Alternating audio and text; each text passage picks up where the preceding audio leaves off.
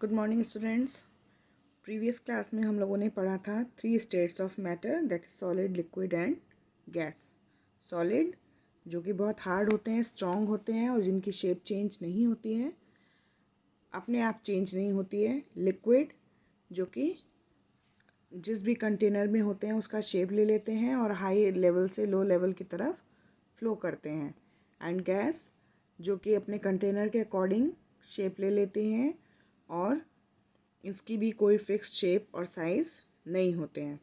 इसी में हम लोगों ने पढ़ा था कि वो किस किस काम आते हैं बैलून्स और टायर्स में भरने के। देन एक चीज़ और यहाँ पर दी हुई थी गैस के बारे में ही। We breathe in oxygen gas and breathe out carbon dioxide gas and hydrogen gas is filled in balloons. यानी जो डिफरेंट गैसेस हैं एयर में उसके यूजेस बताए हुए हैं कि ऑक्सीजन गैस हम इनहेल करते हैं, कार्बन डाइऑक्साइड हम ब्रीद आउट करते हैं जिसको कि प्लांट्स इनहेल करते हैं और अपना फूड प्रिपेयर करते हैं, और जो हाइड्रोजन गैस है वो बलून्स के अंदर भरी जाती है। ठीक है, यहाँ पे एग्जांपल लिया था ना कि बलून्स में एयर होती है, तो जो बलून्स होते हैं उसमें हाइड्रोजन गैस भरा जाता है। Okay, now today we will discuss change of state. जो कल हमने पढ़ा था उसमें एक पॉइंट ये भी था कि जो मैटर है वो एक स्टेट से दूसरे स्टेट में चेंज हो जाता है, कन्वर्ट हो जाता है। ठीक है, तो वो कैसे होता है और उनके स्टेट, उस चेंजेस के प्रोसेस को क्या कहते हैं वो अब हम पढ़ेंगे। The 3 states of matter can change from one form to another. जो तीनों स्टेट्स होती हैं मैटर की, यानी सॉलिड, लिक्विड एंड गैस, वो एक फॉर्म से दूसरे फॉर्म में चेंज हो सकती है। There is only one thing that is water which can exist in all the 3 forms. केवल there is only one thing, केवल एक ही चीज़ ऐसी है जो सॉलिड, लिक्विड और गैस तीनों फॉर्म में पाई जाती है, वो है वाटर। अब कैसे तीनों फॉर्म में पाई जाती है? जब वो सॉलिड होती है तो हम उसे एज ए आइस यूज़ करते हैं, जब लिक्विड होती है तो हम उसे एज ए वाटर यूज़ करते हैं, और जब वो गैस फॉर्म में होती है तो हम उसको स्टीम या वेपर्स के फॉर्म में यूज़ करते हैं। आइस तो आप लोगों को सबको पता ही है, बर्फ़ जो हम चीज़ों को ठंडा करने के लिए यूज़ करते हैं। देन वाटर सब लोग ड्रिंक करते हैं और उससे बहुत तरह के काम होते हैं। देन स्टीम और वेपर्स। स्टीम जो है पहले के समय में, बहुत पहले के समय में जो ट्रेन के इंजन्स होते थे उनको चलाने में काम आती थी। अब तो सब डीजल इंजन और इलेक्ट्रिक इंजन्स हो गए हैं। और वेपर्स आज भी जब हम लोगों को कफ एंड कोल्ड होता है तो हम हॉट वाटर में विक्स वगैरह डाल के उसकी वेपर्स को इनहेल करते हैं, जिससे हमारे जो नोज़ और थ्रोट में ब्लॉकेज होती है वो खुल जाती है। ठीक है, तो अब ये किस प्रोसेस से चेंज होती हैं ये हम देखेंगे।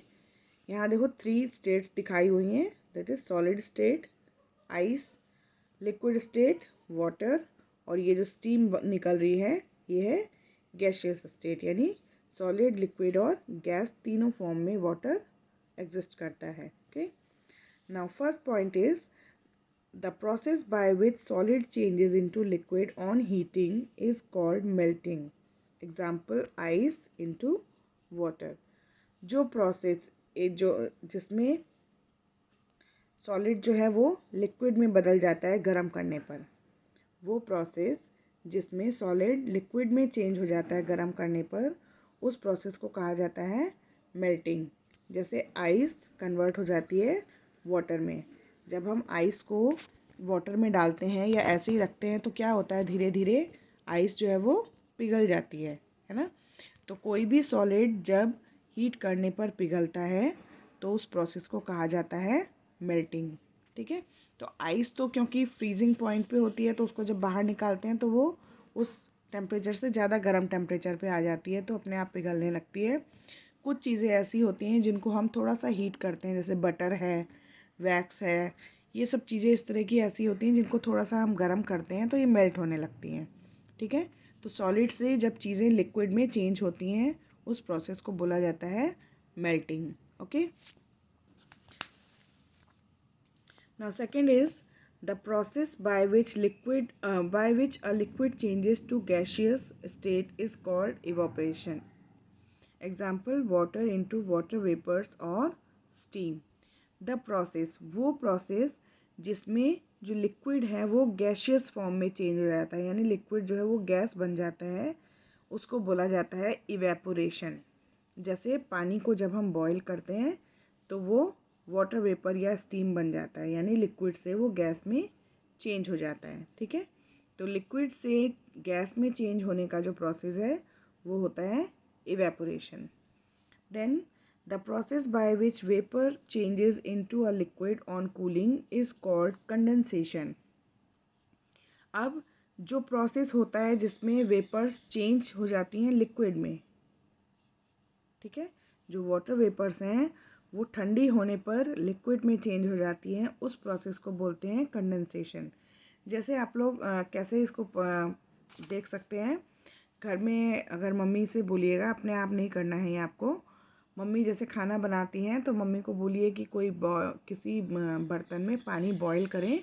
ठीक है, पानी बॉईल करेंगे तो क्या होगा, जब वो बॉईल होगा तो उसमें से स्टीम निकलेगी, वो आपको दिखेगी, तो वो लिक्विड से गैस बनती हुई दिखेगी।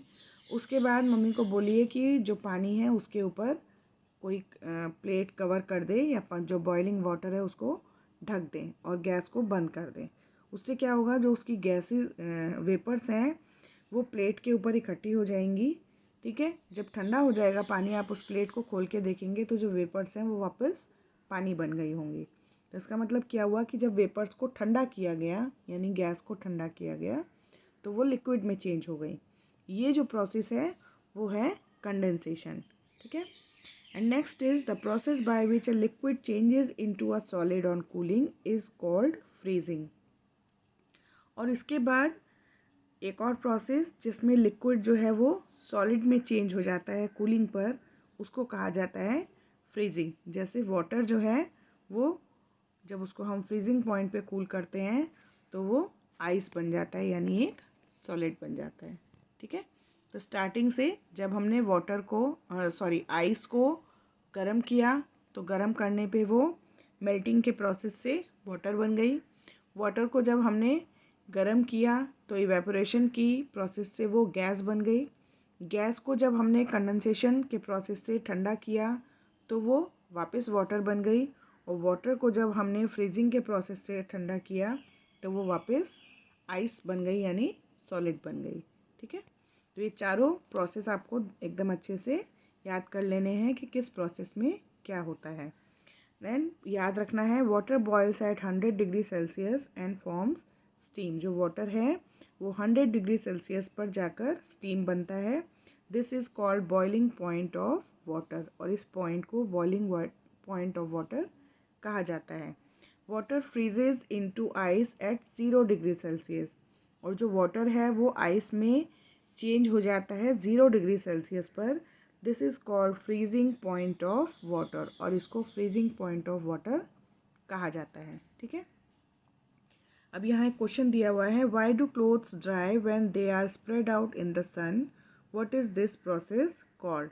कि जब धूप में बाहर कपड़े डाले जाते हैं तो वो क्यों जल्दी सूख जाते हैं, और इस प्रोसेस को क्या कहा जाता है। तो जब हम लोग धूप में बाहर कपड़े डालते हैं तो पूरे खुल के कपड़े, चारों तरफ से उनमें हवा लगती है ना, तो उससे क्या होता है, जो कपड़ों का पानी है वो बहुत तेज़ी से गैस में चेंज हो जाता है, वेपर में चेंज हो जाता है। ठीक है, और इस जो प्रोसेस है उसको क्या कहा जाता है, इवेपोरेशन। जिस प्रोसेस में पानी जो है वो गैस में चेंज हो जाता है उसको क्या बोलते हैं, इवेपोरेशन। तो जब कपड़े बाहर डालते हैं तो सनलाइट से जो पानी होता है वो गर्मी से, सनलाइट की गर्मी से पानी जो है वो बहुत तेज़ी से वेपर्स में चेंज हो जाता है और कपड़े सूख जाते हैं। ठीक है, यहाँ एक छोटी सी एक्टिविटी दी हुई है, name some things which melt easily. ऐसे कुछ चीज़ों के नाम लिखने हैं जो बहुत ईजिली मेल्ट हो जाते हैं, यानी पिघल जाते हैं। उसमें सबसे पहले है आइस। आइस तो बहुत ही जल्दी पिघल जाती है। Then butter, then wax and plastic. ठीक है, नाउ क्विक स्टॉल में क्या क्या पढ़ा हम लोगों ने अभी इसमें, इस चैप्टर में, anything that has mass and occupy space is called matter. कि कोई भी चीज़ जो स्पेस ऑक्यूपाई करती है उसे और जो जिसमें मास होता है उसे मैटर कहा जाता है। Matter exist in 3 states, matter 3 states में एग्जिस्ट करता है, solid, liquid and gas. Matter can change from one state to another, matter एक चेंज से दूसरी स्टेट में चेंज हो सकता है। Water exist in all the 3 states of matter, और वाटर ही एक ऐसा थिंग है, ऐसी चीज़ है जो कि तीनों स्टेट्स में एग्जिस्ट करती है।